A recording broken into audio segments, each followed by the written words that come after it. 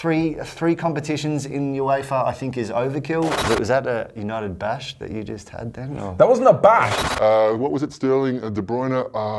More coming up as myself and Paddy are here for your Q&A, replacing Ian. He replaced me, but let's get started into it. From APST48, isn't it too early for Xavi to take the Barca job if Valverde is sacked? Big story this week, of course, with Barcelona's struggles. Yes. I always say yes, it's too soon because he's inexperienced and blah, blah, blah, blah, blah. And then Zidane, it was his first job and won 3 back-to-back Champions Leagues. We don't know, do we? Yeah, like it's super difficult to say. Everything would point to yes, it's too early. He also said under the current president he wouldn't work, so I think we probably won't see Xavi until 2021. Yeah, they'll probably have options if Valverde is to go. Yeah, more immediate ones. I can't. Yes, my head would say yes. It's a little bit too early. Right, next up from Ivano Kalava, who said, for Paddy, what do you think about Messi winning the Best Award? It's hard to argue. It's hard to argue against it, but you can also very much argue for Van Dijk, of course, as well, because I mean, won a Champions League or part of a Champions League winning team, clearly the best defender in the world. Messi, on the other hand, still won a fair few trophies, over 50 goals in a very, very, a fantastic season. These things are always difficult, and you have to trust in the system to an extent, because the people voting on this are the players and the coaches who see this football from a different way than we do. You know, they are there inside that bubble that we are not. So I think it's an obvious choice, but then again, Van Dijk would have been also an obvious choice as well. It would have been acceptable. It's a tough one. It's a tough one. Yeah. I just think there's almost too much going on behind the decision. Agreed. There's too many stats, too many questions about trophies, too many biased opinions from players and coaches themselves. Either way, you can argue for or against. Ronaldo, of course, had his own, argument for it as well. But I think you can't argue with Messi not winning it. That's for sure. Yeah. But if you want to argue and let us know who you thought you should have won it, let us know and subscribe. That's for sure. In fact, if you hit subscribe, it's like a vote. It is a vote. It's a vote of confidence in us. For us. Yeah. If there was ever a YouTube the best, you guys would vote for us. Perfect. Right, you can move on. Yeah, on that note. So this one from BRYAN HUMSKI. Thoughts on having some sort of salary cap in European football? If we started football again, yes. Now introducing it like halfway through now would just be an absolute show. I don't know. I think it would cause more of a split than actually helping. I actually think there should be more restrictions at the top end of football in terms of how much clubs can spend on wages. I mean, that's what the financial fair play rules are theoretically there for. We know that there's some loopholes that people can get around, but then that needs to filter down to actually what they're spending on a week basis, I think, and that can be brought in and certainly help level the playing field and also help clubs and players move a bit more freely. I think would be positive. So what would you say? Because what I'm thinking is, and it will cause more arguments, is you'd have players who deserve to be on that kind of money because they're all the best. Like, if you introduced it now, everyone at Man City would be wanting that top spot of salary. But see, I think that's where it is. It's not a salary cap, so it's not like you're got to spend everything based on one bucket of cash. It's that maybe you can only spend X per player, if that makes sense, per week on a salary. Right. Yeah, and then that will then hopefully keep things in check, allow the players to move, freely enough, and also potentially, I think, just create a more level playing field in these negotiations between clubs and players. But based on what? What do you mean based on what? Whereas if you've got a certain amount to spend on a player each week, if the lower teams don't have that to spend, that's okay. Then they can spend obviously less than that. It's just maxing out at a certain point, so things are kept at a level where it's somewhat reasonable for everyone involved. So we don't end up with a PSG situation. Yeah, exactly. Yeah. I mean, we saw this summer how hard it was for some players to move because their salary caps were, their salary wages were so high. And if we keep this at a level where then all of a sudden not 1 or 2 clubs at forward, but maybe 8 or 9 clubs, all of a sudden we see these players move, find homes and football more easily. Yeah. The clubs can move on and change players and move generations. The thing is, now, I agree, but now players know that they can get too much money. So if they're part of a team where they can't earn as much as they could, it could cause a breakaway. You can't blame them for earning as much money as possible, of course. But I think there might be a better way to do it without being a salary cap, but just having a bit more of a, I guess, a limit on what clubs can spend on their wages per player. That's a really good question from Brian. And a quick shout out as well. So you guys remember to leave your questions on Wednesday night in the community tab. On YouTube? Yes, on YouTube. I feel like people might miss it. What do you mean? As in, people might not know that. Well, now they do. We usually shout out at the end of the video. Yeah, no, now they do. Now they do. Now they let us know. Right, RM04 has a question. Now with UEFA Conference League having been formed and the smaller teams participating in a lesser competition, do you think that the UEFA Super League, compromised with the bigger teams, is more likely to be set up as well? It's a tough one. I mean, there's been rumblings for a long time about these big European clubs wanting to create a bit of a breakaway competition, not necessarily under the auspices of UEFA, but actually run and managed by themselves, so they can actually protect their rights a bit more. I don't think this will change, this new league will change anything in the UEFA side of things, but it remains to be seen if these big clubs still have ambitions to actually create their own Super League external from that. It'll be interesting. I mean, three competitions in UEFA I think is overkill. You know, we struggle to find the interest in the Europa League at its early stages, and so I don't know how we're going. It's great for the teams and the fans of those clubs that might come in, but I think from a general interest, it's not going to hit any heights. But they're reducing the size of the Europa League. I know, but then it's still another tier, isn't it? Yeah. Yeah, I feel like it's not going to change too much, because then those are those teams that would have been in Europa League and now in the Conference League. Yeah. It's not really going to affect the top level, I think. No, if anything, what it does is brings the smaller teams into their own competition and leaves the bigger teams at the top. So effectively, it is creating its own Super League. It's making the Champions League stronger. Because the weaker teams are going to be in lower... Correct, but don't forget that the big clubs wanted this breakaway competition to control more. So this still stays, everything still stays in UEFA's hands on this. So I don't think that will change, and that was my initial point. Yeah, I don't think it really changes things overall, though. It just makes it'll be good more for games, the smaller ones. Good for the smaller clubs, but I'm not sure how much of a reach it's going to have. You're up again. Right, next up, random person. Great question. If you had to choose one, which player would you choose? Ooh, quick fire. Oh, this is going to be difficult. Sure. You're going to get slaughtered in the comments. Salah or Mane? There's no right answer. At the moment, Mane. I would have gone with you there. Yeah. De Bruyne or Sterling?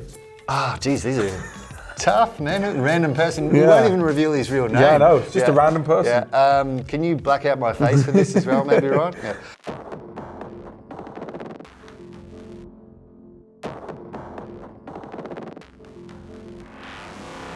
What was it, Sterling and De Bruyne? De Bruyne at the moment, but just... Aubameyang or Lacazette?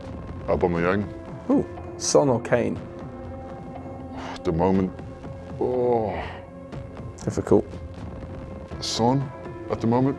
Giroud or Abraham? Abraham, I'm really enjoying it. Yeah, me too, sorry, Giroud fans. Greenwood or Lingard?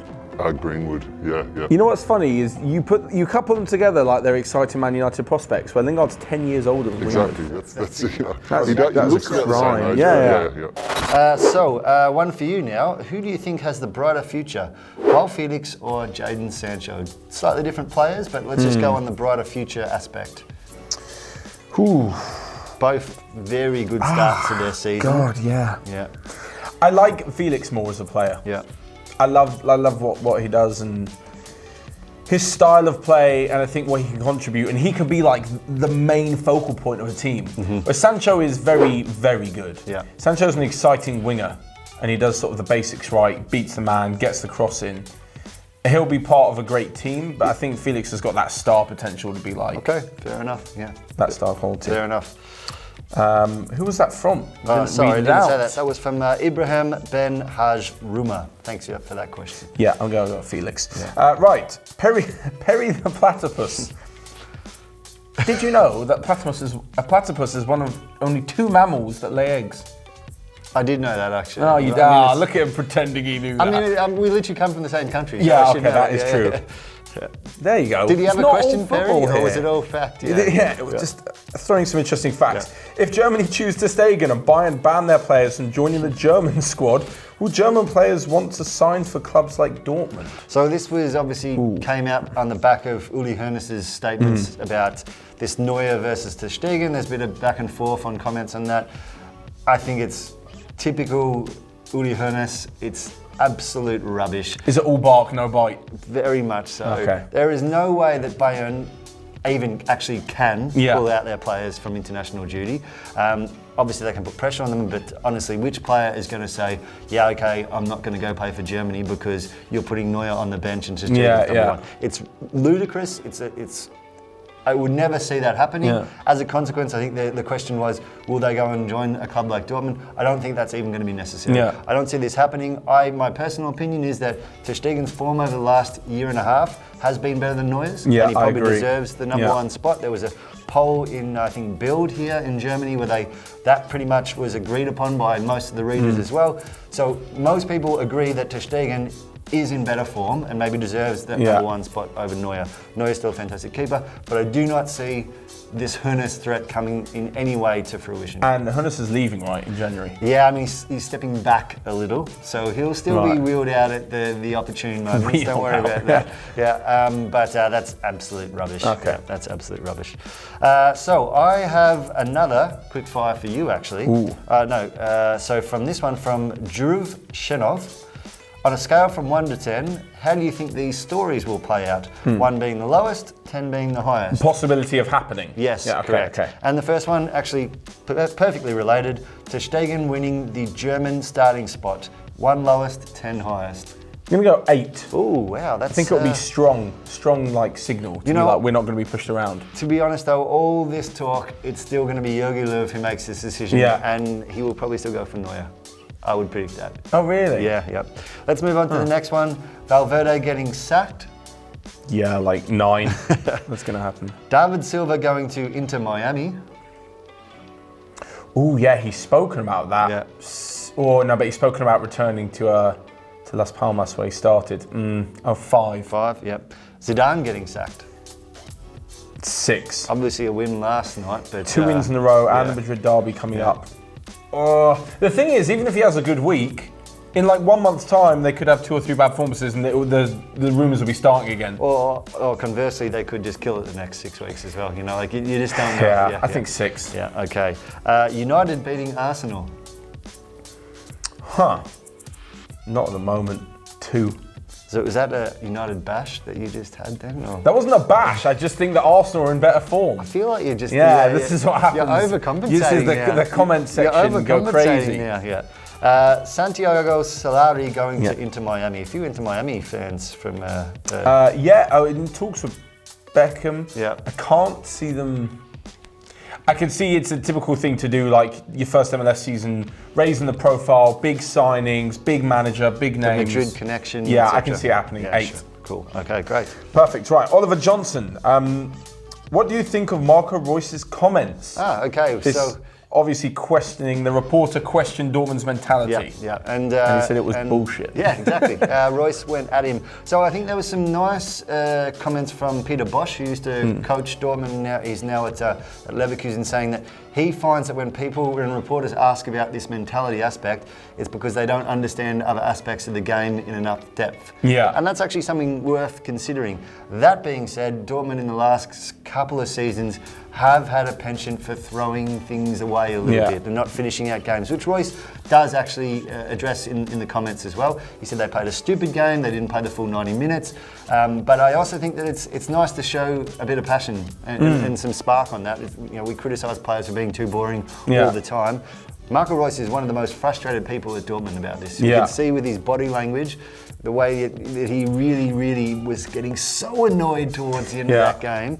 So you can also tell he was probably not in a great place to ask, hey, are you mentally okay to see out a game? Yeah. So hence the reaction, but I think overall, I think it's great to see that sort of reaction from a player. It means he cares, but I think it's a question that's hard to answer. Yeah, I think he's probably just looking for a good soundbite. Yeah, well, it's good. You got it. Yeah. We're talking about it now a few days later. That is true. Yeah. Well done.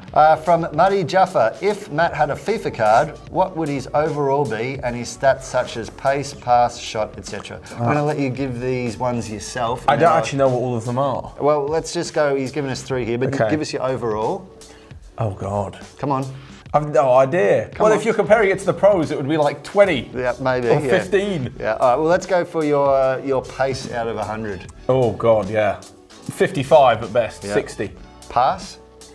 Yeah, passing's one of my better points. Yeah. 75, 80. Whoa, that's 75, 80. Yeah, in between there. So Jadon Sancho actually this week said he was disappointed with the 78. So you're saying you're potentially no. a better passer than I'm not Jadon putting Sancho? myself in the professional realm. This is just like the amateur. It's already out, mate. Otherwise, Everyone's everything would be like 15 or 10. And shot. Shot power or shot accuracy? Let's go for both there because one is definitely better than the other. Shot power, I'd go very high. Yeah, I'd put you in the early 90s, I would say. Yeah. Early 90s is shot power. Yeah. Accuracy a little bit less, early 70s maybe. There you go. Yeah. Sometimes they go a bit wild and reckless. You should have asked this to my teammates. Yeah, they would have known a lot better. Hopefully they're watching. Yeah. Yes. Next up, Melvin CUPERUS said, "What is your favourite footballer's biography or documentary?" Great question. It sounds like you've already got your answers as well. No, I don't. But just me and Ian were talking about how Griezmann said his favourite is his own. His own movie. I was like, come on. Yeah. So I'm more of a reader than a watcher of biographies. And I think but one thing I really liked just for its entertainment value was obviously Ibrahimovic. I mean, the comments that came out of there. The book. Yeah, I've read it. It's brilliant. It's what he says about Guardiola, what he says about other members of the other teammates that he's played with. That's worth a read. For the quotes alone, it's just pure entertainment. I don't know how much of it is real or fiction or somewhat in the middle, but it's a great read. Yeah. Book-wise, I'd go for Peter Crouch's. I actually haven't read it. It's very funny. Yeah. Crouch is brilliant. Did you see the Ronaldo documentary actually? No, I haven't seen it. A few years ago. Yeah. That was interesting. Yeah, great. That was really interesting. Good question though. Yes. So from Breathing Human, we've got to the part of the show where the questions don't make much sense anymore. From Breathing Human, Matt, do you wear pants in your daily news? In the daily news, yes. It's not like like when you have a Skype interview and you've got like shirt and tie on top. Or Anchorman, where they're just sort of sitting there. Yeah, no. Naked under the desk. He does wear I pants. do wear pants in the daily news. And I've actually got the second one in a row and the last question from Eshan Mane. Matt, who do you prefer, Ian or Paddy? It's a fairly loaded question. Yeah, because Paddy, and not just because you're here. Thanks, mate. You both bring different things Very to the diplomatic. table. Yeah. Ian's good at what he does too. Ian had some good comments. Yeah. Ian/David Silva, according to the comment section. Yeah. David Silva after the hair transplant. Yeah. So if Ian's David Silva, who is Paddy? That's a good question. Let us know. Actually, Rich Williamson, the New Zealand cricketer, is what everyone always says. We don't talk about cricket here, mate. I know, but everyone always says that. I don't think so. Which footballer does Paddy look like? Let us know in the comment section, and of course your thoughts on all of the questions from the Q&A. Thanks for sending them all of them in, and a quick reminder on the community tab on YouTube on a Wednesday night is where you can send yours for the following week. But until next time, we'll see you guys later.